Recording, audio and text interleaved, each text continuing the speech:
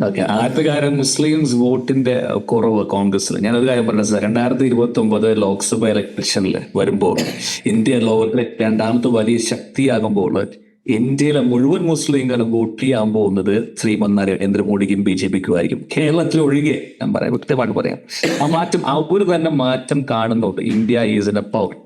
ഈ രണ്ടാമത് കോൺഗ്രസിന്റെ വോട്ട് വിഹിതം കുറവെന്ന് പറയുന്നത് പാർട്ടി, അതായത് ബൂത്ത് ലെവലിൽ ബൂത്തിലിരിക്കാൻ പോലും ഒരാളോടില്ല അവിടെ. കോൺഗ്രസ് എന്ന് പറയുന്നത് ഈ വോട്ട് ചോരി എന്ന് പറയും, 2021 നൂറ്റാണ്ടില് വോട്ട് ചോരി, വോട്ട് പിടുത്തം അല്ലെങ്കിൽ ഇത് പറഞ്ഞിരിക്കുന്നവർ അവർ ചെയ്യേണ്ടെന്ന് പറയുന്നത് ദിൽ ജീത്നാ ചാഹിയേ, ദിൽ ചോരി കർണാ ചാഹിയേ. അതായത് ഹൃദയമാണ് കീഴടക്കേണ്ടത്. വോട്ട് ചോരി കൊണ്ട് ഒരു പക്ഷെ മുന്നോട്ട് പോകാൻ സാധിക്കില്ല. ഇത് മനസ്സിലാക്കാത്ത കുറെ കിഴങ്ങന്മാരിയിരിക്കുന്ന പാർട്ടി.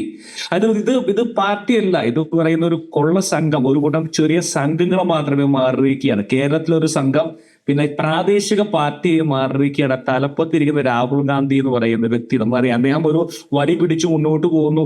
അതിന് പുറകെ തേജസ്വി യാദവ്, ഡൽഹിയിൽ ക്രിക്കറ്റ് കളിച്ച് നടന്നിരുന്ന തേജസ്വി യാദവിന് എന്തറിയാം രാഷ്ട്രീയം എന്താന്ന്? അവർ കുറച്ചുകൂടി പഠിക്കട്ടെ, അച്ഛൻ്റെ കയ്യിൽ പഠിക്കട്ടെ, ആദ്യം കുടുംബത്തിന് സംജോതം ഉണ്ടാക്കട്ടെ, എന്നിട്ട് അവിടെ നാട് സംരക്ഷിക്കുക. ഞാൻ കുറ്റം പറയുകയല്ല, ബോഡി ഷേമിംഗ് നടത്തുകയല്ല പറയുന്നത്. എന്ന് പറയുന്നത് സാറേ, മസ്ബൂത് ഹോന ചെയ്യും, പ്രതിപക്ഷം വേണം. ഞാൻ അമേരിക്കയിൽ സംസാരിക്കുന്നു. അമേരിക്കയിൽ നമ്മൾ മൈ ഇലക്ഷൻ ആയിരുന്നു കഴിഞ്ഞ മാസം.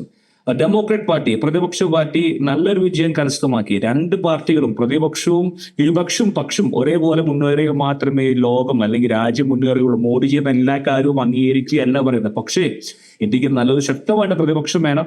അതിന് പറ്റുന്ന ഒരു അവസരമല്ല കോൺഗ്രസ് ഉള്ള. രാഹുൽ ഗാന്ധി അതിന് പറ്റിയ നേതാവല്ല. ഇതിങ്ങനെയായിരിക്കും, ലാൻഡ് സ്ലൈഡ് വിക്ടറി ആയിരിക്കും. ഹിമാചലിലെയും മഹാരാഷ്ട്രയിലെയും ബീഹാറിലെ ജനങ്ങൾ കൊടുത്തിരിക്കുന്നത് ഇന്ത്യക്ക് കൊടുത്തിരിക്കുന്ന വളരെ നല്ലൊരു സന്ദേശമാണ്. മസ്ബൂത്ത് സർക്കാർ 2029 വരെ ഇനി മോഡിക്ക് ഭരിക്കാം, സുസ്ഥിരമായിട്ട് ഭരിക്കാം.